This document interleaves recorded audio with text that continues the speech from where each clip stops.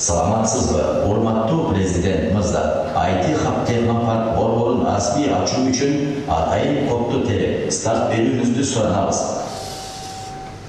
Өзүңүздөн чыккан робот, өзүңүздөн чыгып аткан, өзүңүздөн. Бу да алтын алып старт.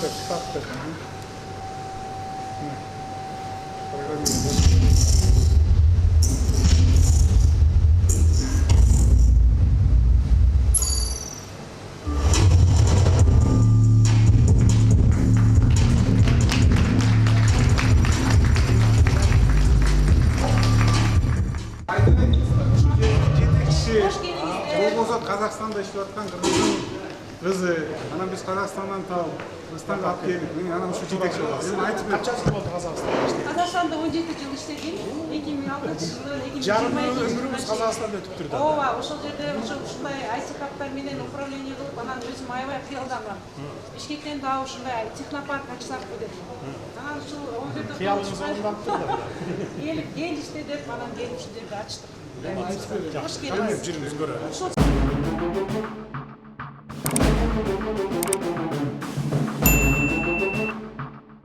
Садыр Жапаровдун катышуусунда Технопарк IT хабынын ачылыш аземи болду. Бүгүн 10 апрелде өлкө башчы президент Садыр Жапаров Бишкектеги Технопарк IT хабынын ачылыш аземине катышты. Бул тууралуу президенттин басма сөз катчысы Аскат Алагөзов билдирди. Иш-чарада президент сөз сүйлөп, мамлекет тараптан бардык ишкерлерди мындан ары дагы колдоого аларын жана жардам берүүгө даяр экенин баса белгилеп өткөн. Бүгүн биз жөн гана жакшынакай бир имаратты же жаңы кеңселер борборун эмес, келечектө жаңы технологиялар мейкиндигин ачып жатабыз.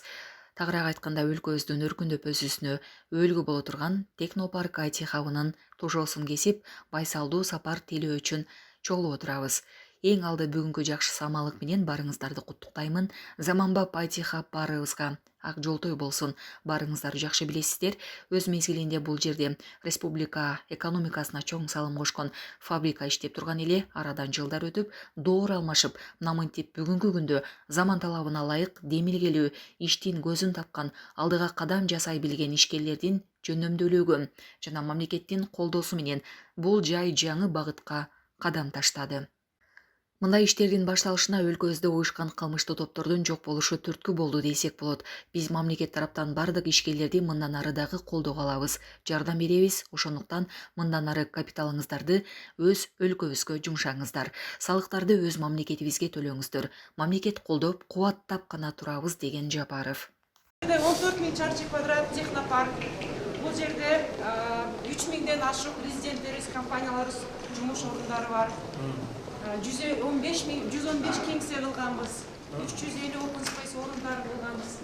Бул жерде 2 кишиден 32 кишиге чейин офистерибиз бар. Көбүнчөсү биз IT компанияларды чакырып, ушул жерде бири-бири менен иштесин деп, бири-бири менен ар кандай жаңы продукттар кылсын деп чакырганбыз. Бул биздин Microsoft деген разработчиктерибиз, программисттер. Ушул жерде иштешип, жаратышат, ар кандай сайттар кылышат, аналитика кылышат. Отуруңуздар. Анан бул орундар open space деп коет. Бул жерде мисалы үчүн жөн эле стол менен кресло беребиз да. Анан ушул жерде Өзү келип отуруп. ооба.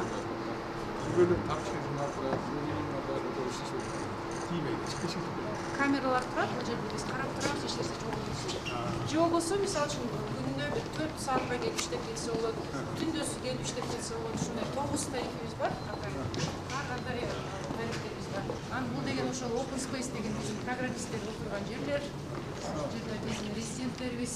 Анан алар мисалы үчүн сүйлөшүп турушатчылар, ар кандай Европа, Америка менен келип, ичине келишип. Анан өйдө киребиз, кенелерин көрсөтөбүз андай. Бири-бирине тоскоол болгон үчүн ушул жерге кирип алып Иштетиш үчүн бияка кабина бар. Оң жакта биз Lalafo деген чоң компания бар. Marketplace боюнча. Биздин резиденттер. Баягы обычный алар биякта турабы? Они взяли у нас они взяли офис у нас, под них мы сделали офис. Бул жерде 60 кишилик орун бар, Даша. Наша гражданка. Да. Мы любим нашу работу, мы работаем для пользователей. Как работает? Замечательно. У нас 2 миллиона пользователей, которые каждый день что-то покупают или продают онлайн. И мы очень гордимся, что мы такая самая простая площадка для 2 миллиона это кыргызстанцев. только наши граждане или Только другие? наши. 320 тысяч в день. Представляете? Открывают приложение, что-то продают, покупают. Детская база очень большая, значит. Да. Бұл жаққа бұяқты көшіріп қойылды. Одноразовый пешеный алып, жатады деп қайтады. Чтоб, ну енді бір сағаттан ашылып қалады. Чтоб жаңа обеденный немеде ұқсашар. Өзілері шаршағанда, мен шаршағанда келіп ұқтайды, қайра тұрып барып істей берші. Бул жерде болсо баягы подкаст, YouTube дегендер аябай өнүгүп атпайбы? Ошолорго биз атайын студия жасадык. Бүт жабдыктардын баары бар, аудио, видео, свет, бүт баарын беребиз ушул жерде, бүт кызматтар менен. А бул болсо биздин ар кандай иш-чараларды өткөрүүчү жер. Flutter деген амфитеатрыбыз, 150 кишилик, келиңиздер. Мына ушул жерде ар кандай бизде иш-чаралар өтүп турат. Ар кандай жолугушуулар, презентациялар. Сен жасаған робот па? Молодец. Бізден шығардың ба өзіңізді? Толығымен өзіміз жасадық. 3D принтер технологиясы, ішінде бір қанша. Инструменттерін қайерден жасадың? Мысалы, қолдору, немелер? Моделін жасайыз, 3D модель компьютерден. Андан кейін 3D принтерлер бар, ошолордун жардамыменен күйүп чыгабыз, эритип күйүп чыгабыз. Эритип күйүп чыгабыз. Толугу менен пластик. Экологиялык жактан таза пластик, жана жүгөрүнүн крахмалдан жасалат. Қайерде мұны жаңағы 3D технология қайерде өзің келе? Бардығын өзіміз жасадық, өзім жасап, өзім Ешбір заводқа барашат сеткен жоқсың, өзің келесің.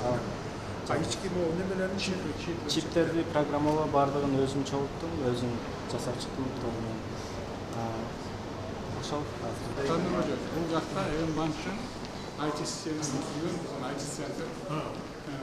Bu yerде біздің işte ortadan ayışken 20%. Bu айтышында банктар программасын жасап береді. Можно спросить? Здравствуйте. Да, вот. Наш президент узнает. Скажите, чем вы занимаетесь? Объясните. Я занимаюсь... Какую работу вы выполняете в банке? Скажите. Я в основном занимаюсь привлечением партнеров на маркет М-банка. И как раз таки веду переговоры в основном, заведением партнеров в систему и курирование. Biz IT boyunca Bişkek'e çalışıyoruz gerek. Bizde oturmalı Amerikan'dan işte akça para verip de. Biz de çalışıyoruz. Yani akça biz geçiyor. Amerika'da geçiyor.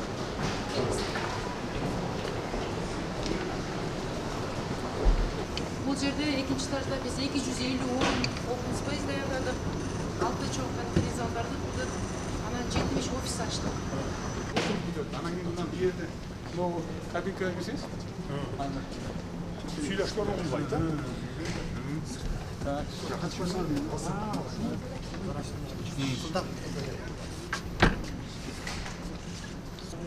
эмне жөнүндө укпайбыз да. Анан баарын ыңгайлуу кылганга аракет кылдык. Отургучу жерлердин столдорун, газеткалардын баары ошо столдордо болот. Ондай атайын будкалар, мындай отургуч, мисалы үчүн жөн эле жолугушуу болсо да ушул жерге келип отуруп сүйлөшүп иштей беришет. Анда бизде кандай компаниялар бар? Мисалы үчүн угуп атсаңыз керек, Lights Creative Group, Жаратма деген баягы подкасттын аябай көп. Bu неме? Бұлар жаңағы Олар айтып берсін не олардан. Ну, YouTube'дан алған награда бар. Қанша миллиард просмотр? 8 миллиард просмотр алганбыз 3 жылдын ичинде. Дүнөсүндө англис тилинде кичинекей балдарга контент жасайбыз. Вот здесь снимается на 9 миллиардов просмотров. Шумоизоляциясы менен экен. Атайын. Кичинекей балдардын аң сезимин өстүрүү үчүн. Кичинекей баланы коюш керек экен да үйрөтүп. Кырган кичинекей кызды. Чоң эле кыз окшошпой калды. Азыр неме бар? YouTube'дун правиласы бар. Кичинекей баланы койгондон кийин сөз жанында чоң киши туруш керек. Кичинекей бала жалгыз экранда болгон болбойт. Анткени ал жаш жетелек баланы жалгыз кылган. Түшүнүктүү айтайын деген могу үлкөн кичинекей. Бирөөсү кичинекей бала болсо, көпөтөн чоң болуп калат. Бул жерде биздин 450 кишилик залыбыз Мета холл деп аталат. Ушул жерде биз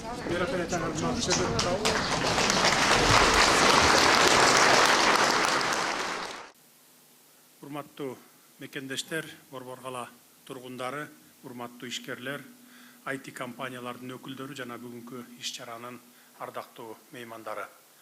Бүгүн биз жөн гана жакшынакай бир имаратты же жаңы кеңселер борборун эмес, келечектүү жаңы технологиялар мейкиндигин ачып жатабыз. Тагыраак айтканда, өлкөбүздүн өркүндөп өсүүсүнө өлгө боло турган технопарк IT хабынын тушоосун кесип, байсалдуу сапар тилөө үчүн чогулуп олтурабыз. Заманбап IT хаб баарыбызга ак жолтой болсун. Ошондуктан бүгүнкү жакшы саамалык менен баарыңыздарды куттуктайм.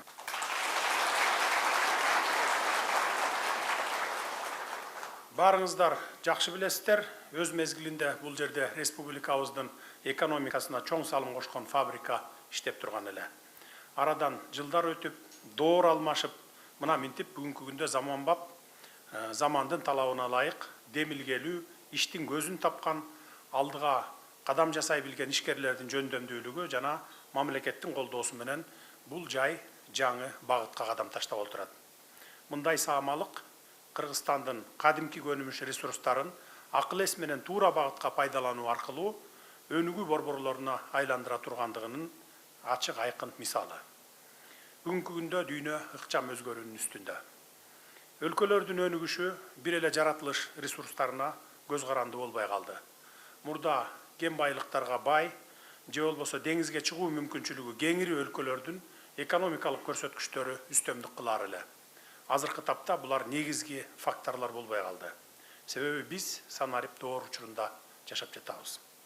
Башкача айтканда, билим жана технологияны ар кандай жаратылыш ресурсу менен атаандаша ала турган ресурс катары колдонуу жөндөмдүүлүгү алдыңкы планга чыкты. Биз дал ушул өңүттө артыкчылык берип келебиз. Жаңы технологияларды колдонуу жана анын негизинде күчтүү экономиканы түзүү аркылуу өнүккөн мамлекеттер менен тең тайлашууга болот. Буга дүйнөдө бир топ мисалдар бар. Мурда деңиз же кен байлыгы өнүккөн өлкөлөр үчүн өнүгүүгө жол ачса, азыр IT технологиялары өнүгүүнүн даңгыр жолуна айланды. Өлкөбүздө дүйнө агымы менен бир агууга, жаңы ачылыштардан артта калбоого ар тараптан тынбай аракеттер көрүлүп келүүдө. Мамлекет жаңыча көз караштагы демилгелерди колдоп келатканы дагы маалым. Биз жеке ишкерлердин өлкөнүн өнүгүүсүнө кошкон салымдарын жогору баалайбыз. Мындай демилгелер мамлекет менен бизнестин ортосундагы жетишилген өнөктөштүктүн айкын мисалы болуп саналат. Мындан ары дагы республика боюнча дал ушундай борборлордун ачылышына, завод фабрикалардын курулуштарына мамлекет тараптан шарттарды түзүп беребиз. Эсиңиздерде болсо керек, мындан 2 жыл мурда кирешелерди легалдаштыруу мыйзамын кабыл алып бергенбиз. Мына ошонун натыйжасы менен биздин Өмүрбек Токтогулович сыяктуу көптөгөн бай бизнесмендерибиз капиталдарын легалдаштырып келишип, чет өлкөгө эмес, өзүбүзгө ушундай хабтарды, завод фабрикаларды жана башка курулуштарды кура башташты. Буга чейин ушундай эле мыйзам бир эмес 2 жолу кабыл алынган экен, бирок чийки болуп ал мыйзам иштебей келиптир. Биз бизнес чөйрөсүндө жүргөн жарандарыбыздын катышуусу менен мыйзамды дыкат иштеп чыгып кабыл алып бердик. Мына натыйжасын үзүрүн эми сиздер, жалпы эл жана мамлекет көрүп жатабыз. Өмүрбек Токтогулович эле эмес, мен аттарын атабай эле коеюн, башка биздин бай жарандарыбыз дагы кирешелерин легалдаштырып келишип, жеке инвестицияларын өлкөбүздө курулуп жаткан ар тармактагы ири масштабтуу курулуштарга, завод фабрикаларга, пансионаттарга, 5 жылдыздуу отельди курууга салып жатышат. Мындай иштердин башталышына өлкөбүздө уюшкан кылмыштуу топтордун дагы жок болушу түрткү болду десек болот. Биз мамлекет тараптан бардык ишкерлерди мындан ары дагы колдоого алабыз, жардам беребиз. Ошондуктан мындан ары капиталдарыңыздарды өз өлкөбүзгө жумшаңыздар. Салыктарды өз мамлекетибизге төлөңүздөр, мамлекет колдоп, кубаттап гана турабыз.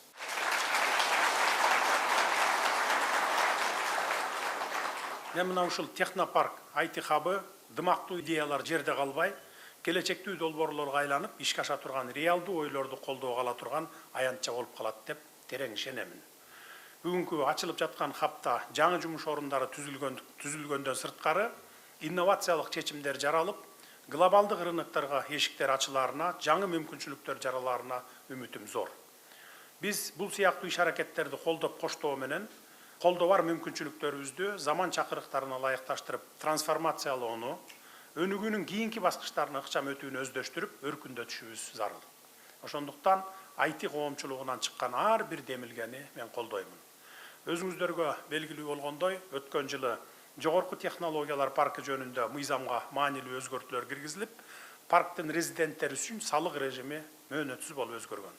Муну менен жогорку технологиялар паркынын өлкө ичинде жана чет өлкөлөрдө жайгашкан IT компаниялар үчүн дагы жагымдуу болот.